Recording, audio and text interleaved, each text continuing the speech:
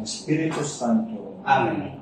Sumainyo ang Panginoon. At sumayin. Mga kapatid, sa ating pagdiriwang ngayon, idalangin natin ang kaluluwa ng ating kapatid na pumanaw. Idalangin natin na sana'y makatagpo siya ng kapayapaan sa piling ng ating Diyos ang nasa kaligtasan. At hina't manawagan kay Kristo para ang ating kapatid na yumao ay pagkalooban niya ng awa at kalinga.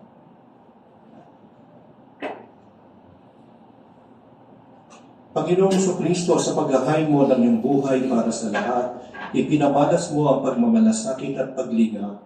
Panginoon, kaawaan mo kami. Panginoon, kaawaan mo kami. Panginoong Kristo, sa iyong pagkahinlay sa kamatayan, nakisa ka sa aming abang kalagayan. Kristo, kaawaan mo kami. Kristo, kaawaan mo kami. Panginoong Kristo, sa iyong muling pagkabuhay, pinatatag mo ang aming pananampalataya sa walang hanggang buhay sa kabila. Panginoon, kaawaan mo kami. Panginoon, kaawaan mo kami. Kaawaan nawa ng Panginoong Kristo ang ating kapatid na yumao, patawarin ang kanyang mga kasalanan at patnubayan siya sa buhay na walang hanggan. Amen. Manalangin tayo. Ama naming makapangyarihan, ikaw ay maawain at mapagpatawad kailanman. Kami lumuluhog para kay Alicia na iyong tinawag upang iyong makapili.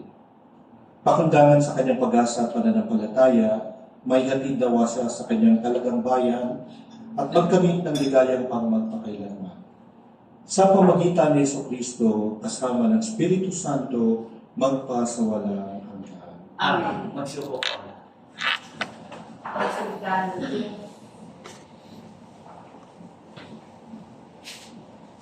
Ang salita ng Diyos mula sa aklat ni Job. Ang sagot ni Job, sana ay sinabi ko at maitala at maisulat, at ito ay nagawang isang buong aklat. At sa bato'y maiukit itong mga salita ko, upang sa habang panahon ay mabasa ng mga tao. Alam kong di natutulog ang aking tagapagligtas, na sa aking magtatanggol pagdating noong wakas.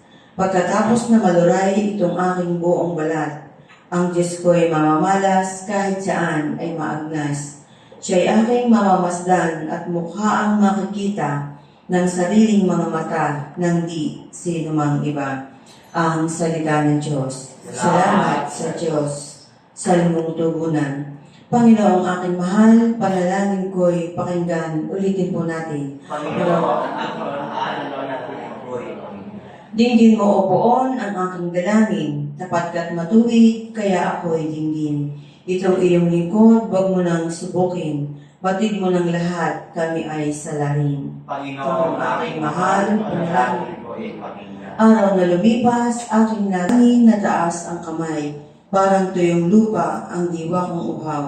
Panginoon, aking mahal, panalangin ko ay pakinggan. Nawala ng lahat ang aking pag-asa, kaya naman Poon, ako'y dinggin mo na. Ako ay umasa sa iyong nagtiwala, na kung umumagay ipagbubunita, iyong pag-ibig mo na lubhang dakila. Panginoon, aking mahal, panalangin ko ay pakinggan. Ikaw aking Diyos, ako ay turuan na aking masunod ang iyong kalooban. Ang Espiritu mo'y maging aking tanglaw sa aking paglakad sa ligtas na daan. Panginoon, aking mahal, panalangin ko ay pakinggan. Magstayo po ang lahat. Sumainyo ang Panginoon. At sumayin. Ang pagpapahayag ng mabuting balita ng Panginoon ayon kay San Juan. Papuri sa iyo, Panginoon. Noong panahon yon, sinabi ni Jesus sa kanyang mga alagad, huwag kayong mabalisa. Manalig kayo sa Diyos at manalig din kayo sa akin. Sa bahay ng aking ama ay maraming silid. Kung hindi gayon, sinabi ko na sana sa inyo. At paruroon ako upang ipaghanda ko kayo ng matitirhan. Kapag naroon ako at naipaghanda na kayo ng matitirhan, babalik ako at isasama kayo sa kinaroroonan ko. At alam na ninyo ang daan patungo sa pupuntahan ko. Sinabi sa kanya ni Tomas, Panginoon, hindi po namin alam kung saan kayo pupunta. Paano namin malalaman ang daan? Sumagot si Jesus, Ako ang daan, ang katotohanan at ang buhay. Walang makapupunta sa Ama kundi sa pamamagitan ko. Mga kapatid, ang mabuting balita ng Panginoon. Pinupuri ka namin, Panginoong Kristo. Magsupo ko. Para sa ating sa kaluluwa ng ating kapatid na pumanaw. Pangalawa, nandito rin tayo para pagnilayan ang ibig sabihin ng kamatayan. Bilang mga naniniwala kay Kristo, ano ang ibig sabihin ng kamatayan? Una, tingnan natin, kapag nagdarasal tayo sa namatay o sa mga pumanaw, pagpapahayag po ito ng pananampalataya. Sinasabi natin, nananampalataya tayo sa Diyos Ama, Diyos Anak, Diyos Espiritu Santo. Pag pinapahayag natin yung pananampalataya natin sa katapusan ng sinasabi natin at sumasampalataya din tayo sa buhay na walang hanggan. Yun yung ibig sabihin kapag nagdarasal tayo, naniniwala tayo doon. Pinapahayag natin yung paniniwala natin. Kapag nagdarasal tayo para sa mga namatay, ibig sabihin, pagpapahayag po ito ng ating pananampalataya. At ang pakay ng dasal natin ay makamtan nung ipinagdarasal natin itong buhay na walang hanggan.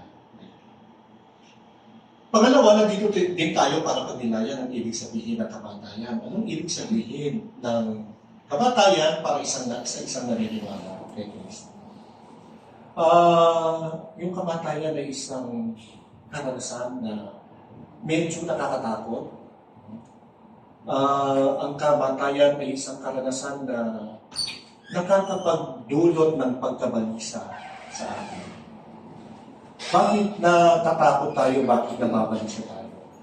Dahil hindi natin alam kung ano ang mangyayari.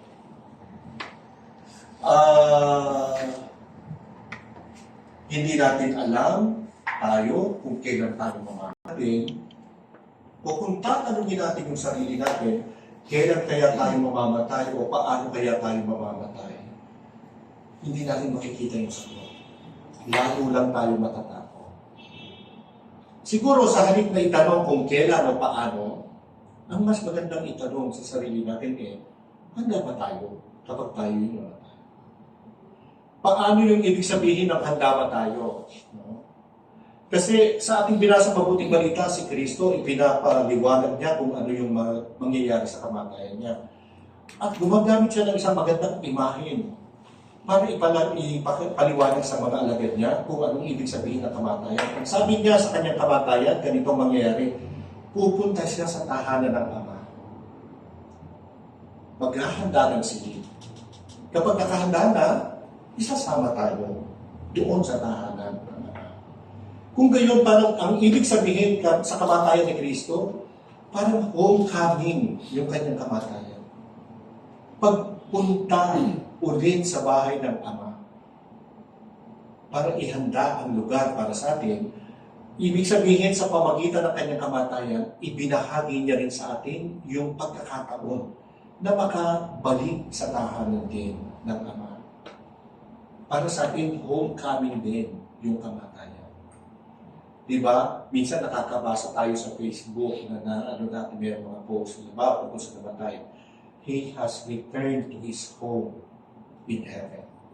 O sinasabi natin, umuwi na siya sa talagang tahanan niya sa langit.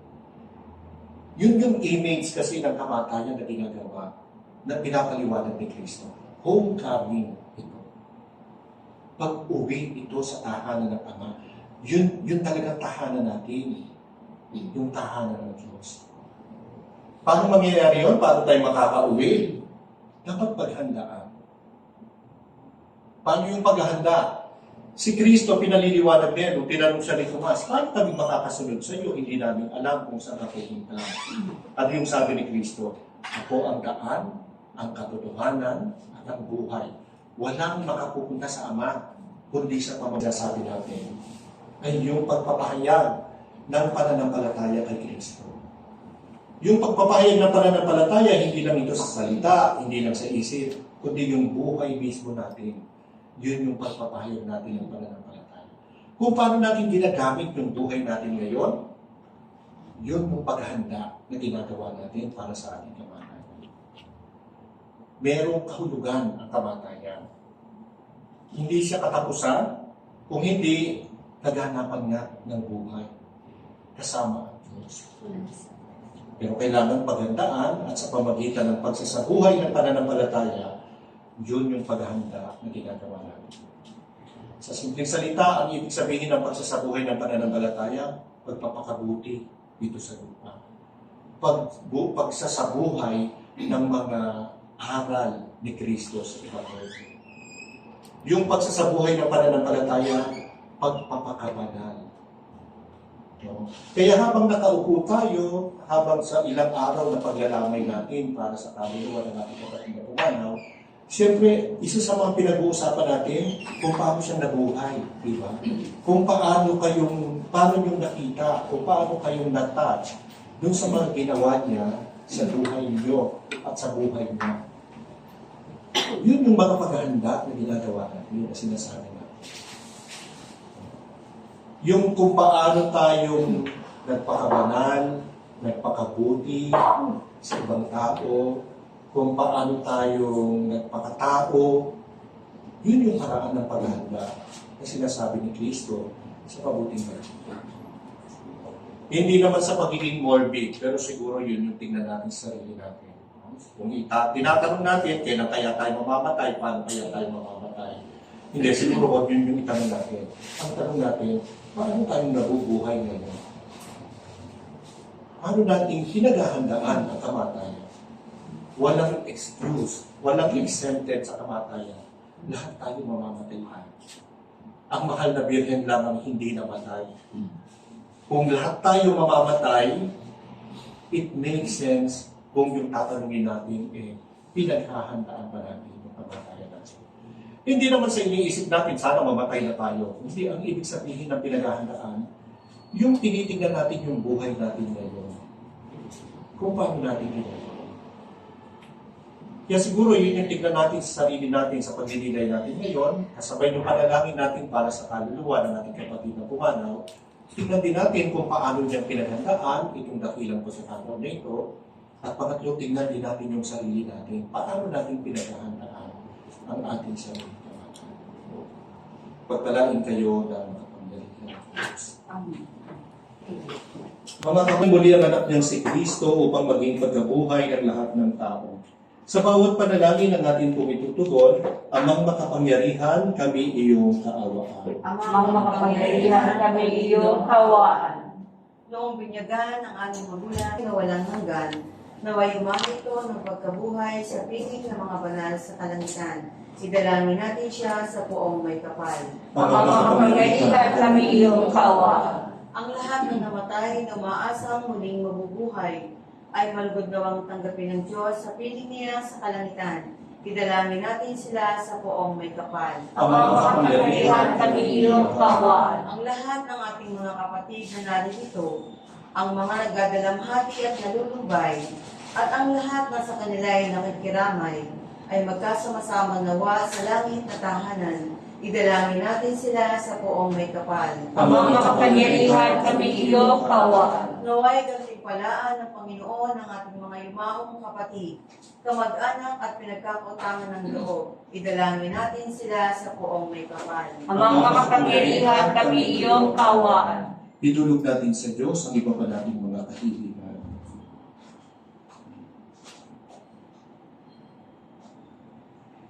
Ama naming mapagkalinga, ipagkaloob mo sa lahat ng nakikipagkaisa kay Kristo ang muling pagkabuhay sa piling mo, kasama ng Imanak at ng Espiritu Santo, magpa sa walang hanggan. Amen. Maxil po pa.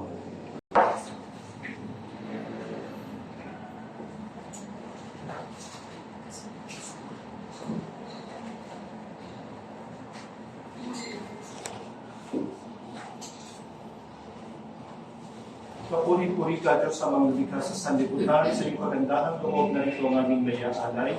Mula sa lupa at kung ang aming paggawa ang tinapay na ito para maging pagkain na bibigay. Ngayon at kailanman.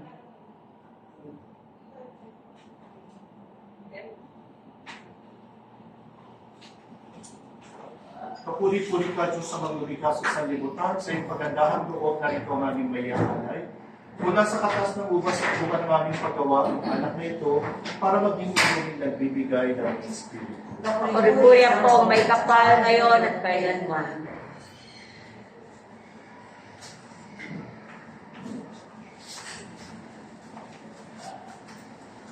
Tayo po na.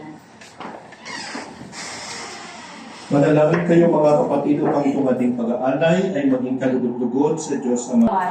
Sa kapurihan niya at karangalan sa ating kapagdabangan sa buong sa kanyang panahon. Ama naming lumikha, sa aming pagkakain ngayon para kay Alicia, iniluluhog namin kanya nawang makaharap na siyang lilitis ng may habag, pakundangan sa pananalig na matapat, sa kanyang mapagmalasakit na pagliligtas, bilang aming tagapamagitan, kasama ng Espiritu Santo, magpa sa walang hanggan. Amen. Sumainyo ang Panginoon. At sumayin. Itaas sa Diyos ang inyong puso at diwa. Pinasa namin sa Panginoon. Pasalamatan natin ang Panginoong ating Diyos. Marapat na siya ay pasalamatan. Pamanaming makapangyarihan, tunay ngang marapat na ikaw ay aming pasalamatan sa pamagitan ni Jesucristo na aming Panginoon. Sa gabi ng kamatayan ay pag-asang sumisilay. Ang loob namin lumalakas ngayong aming natitiyak na kamatay ay lilipas. Di ito ang aming wakas. Sa sandali ng pagpala ng isa ng mga anghel na nagsisiawit ng papuri sa iyo, nang walang humpay sa kalangitan, kami nagbubunyi sa iyong kadakilaan. Banal ka kung may kapal, banal ang iyong pangalan, banal ang iyong kaharian, langit lupa'y nagpupugay sa iyong pangalan. Dinadakilan ang lahat ng naparito mong anak, na siya nagpabulat sa bulan, sa pilay ng palakat, at nakiramay sa lahat. Ama naming banal, ikaw ang bukal ng tanang kabanalan, kaya kaloob nito upang para sa Kristo. Bago niya pinagtiis ang pusang loob na maging handog, hinawakan niya ang tinapay. Pinasalamatan kanya, pinaghati-hati niya yung iniabot sa kanyang mga alagad at sinabi, tanggapin ninyong lahat ito at kanin. Ito ang aking katawan na ihahandog para sa iyo.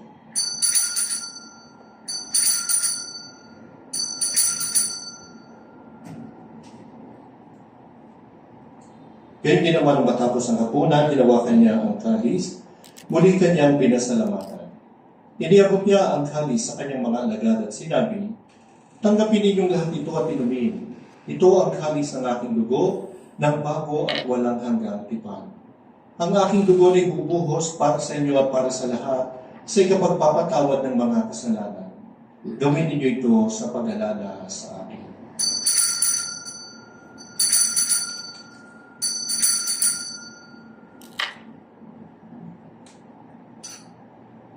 Ipagbunyi natin ang misteryo ng pananampalataya. Si Kristo ay namatay, si Kristo ay nabuhay, si Kristo ay babalik sa wakas ng panahon. Ama, ginagawa namin ngayon ang pag-alala sa pagkamatay at muling pagkabuhay ng iyong anak. Kaya tiniaalay namin sa iyo ang tinapay na nagbibigay buhay at ang kalis na nagkakaloob ng kaligtasan. Kami nagpapasalamat dahil kami iyong minarapat na tumayo sa harap mo para maglingkod sa iyo.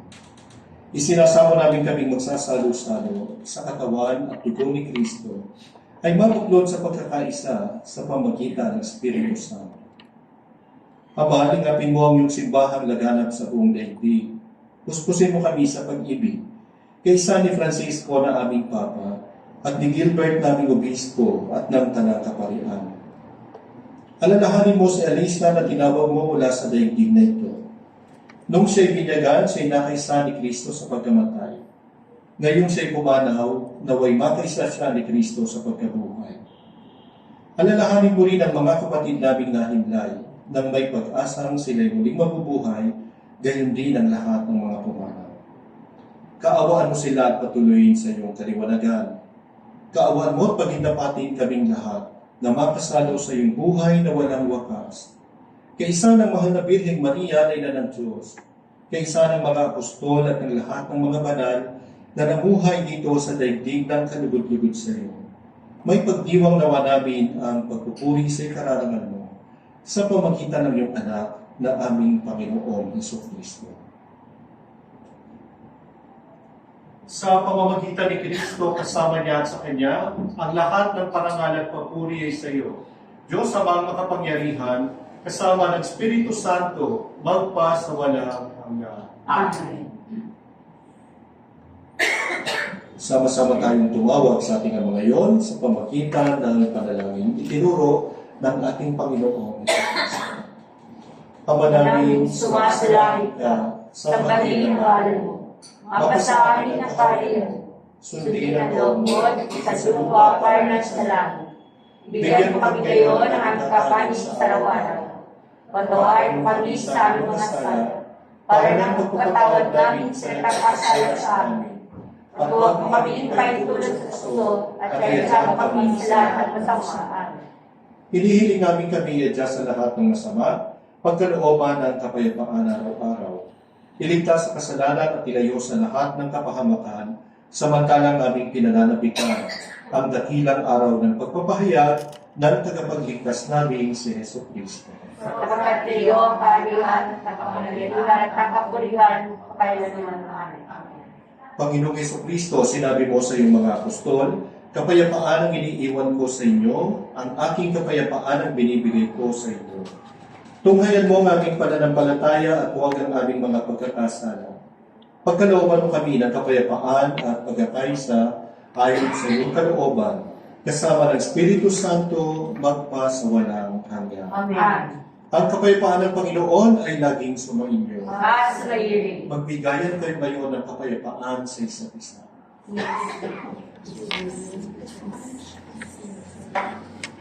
Kordero ng Diyos na nag-aalis ng mga kasalanan ng sanlibutan, maawa ka sa amin. Kordero ng Diyos na nag-aalis ng mga kasalanan ng sanlibutan, maawa ka sa amin. Kordero ng Diyos na nag-aalis ng mga kasalanan ng sanlibutan, ipagkaloob mo sa amin ang kapayapaan. Mga kapatid, narito si Kristo ang kordero ng Diyos. Narito siyang nag-aalis ng mga kasalanan ng sanlibutan. Mapapalad tayo minaanyayahan sa kanyang bigay. Panginoon, ikaw karapat-dapat ng magpatuloy sa iyo. Ngunit sa isang Sa salita laang lamang ay gagaling ako.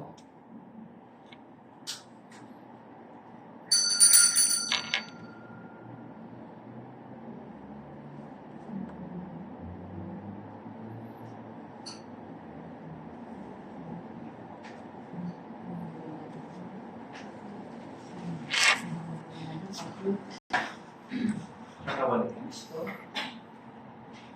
Katawan ng Kristo. Katawan ng Kristo. Katawan ng Kristo. Katawan ng Kristo. Katawan ng Kristo.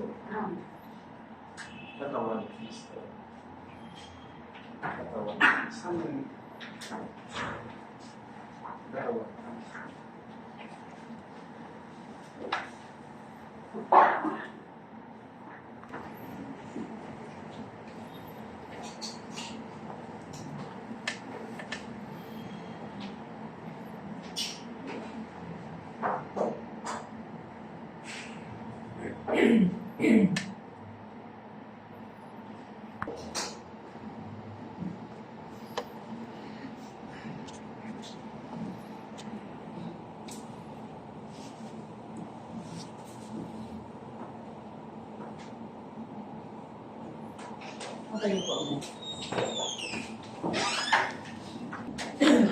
Ama naming mapagmahal, inilagat ng liwanag sa amin ang kabaang pagsasalo sa banal na Biblia.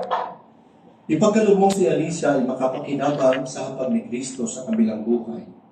Sa pamagitan na rin ng anak mong mahal, kasama ng Espiritu Santo, magpa sa walang hanggan. Amen. Inaanyayahan ko yung pamilya na namatay. Dito po tayo sa harapan para sa ating huling pamamaalam.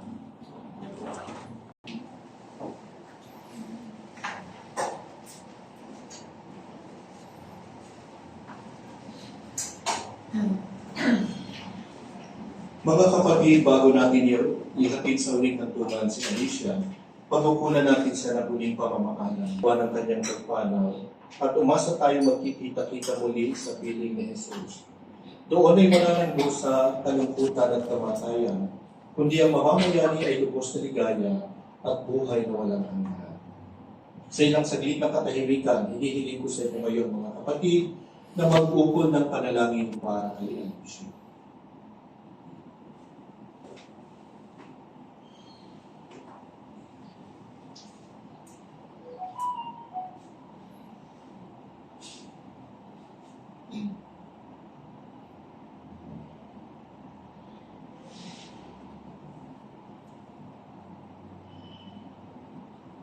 Mga anghel, mga banal, tanang nasa kalangitan, hali kayo at samahan. Ang gilin Ang gilin ng ng sa piling ng mahal.